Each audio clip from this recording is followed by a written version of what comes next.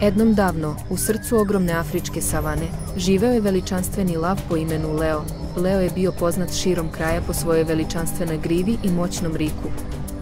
Bio je kralj džungle, poštovan od svih životinja koje su nazivale savanu svojim domom. Leo je bio zadovoljan svojim životom. Imao je udobno leglo, dovoljno hrane i odane podanice koji su ga poštovali.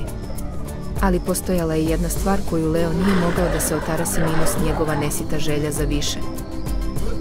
Jednog sunčanog jutra, dok je Leo šetao kroz visoku travu, ugledao je brzu zecicu kako pretrčava pored njega. Njegovo mu je želudac zagrmeo na pomisao na ukusan obrok. Ali umjesto da skoči na zecicu, Leove oči otišle su do Anadolke koja je mirno pasla na udaljenosti.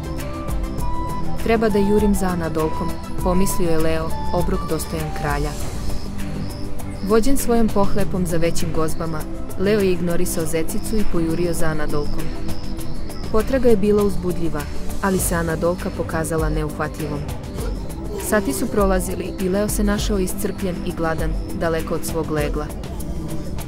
Konačno priznajući poraz, Leo je koračao nazad do svog legla, praznog želuca i niskog duha. Na putu, prošao je pored zecice koju je ranije ignorisao, koja je sada srećno grickala travu. Leo, zašto si tako tužan? Upitala je zecica, primetivši nesrećan izraz lica lava. Pustio sam da me pohlepa savlada, uzdahnuo je Leo, jurio sam za Anadolkom, nadajući se velikom gozbi, ali sam završio praznih šaka. Sada se vraćam u svoje leglo gladan i praznih ruku. Zecica je pažljivo slušala, zatim odgovorila sa mudrim osmehom. Leo, već si imao dovoljno da zadovoljiš svoju glad sa zecicom. Ali u svojoj pohlepi za više izgubio si iz vida ono što već imaš. Zapamti, bolje je biti zadovoljan onim što imaš nego uvek želeti više. Leo je razmišljao o rečima zecice dok je nastavio svoje putovanje nazad kući.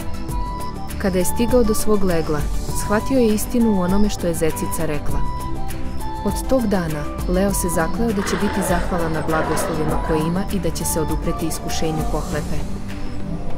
I tako je Leo lav naučio dragocenu lekciju minus da prava sreća dolazi iz zadovoljstva onim što imamo, umjesto stalnog žudnje za više. I kada bi god osjetio nagovještaj pohlepe, Leo bi se setio mudrih reči skromne zecice i njegovo srce bi bilo ispunjeno zahvalnošću za obilje koje ga okružuje u prelepoj afričkoj savani.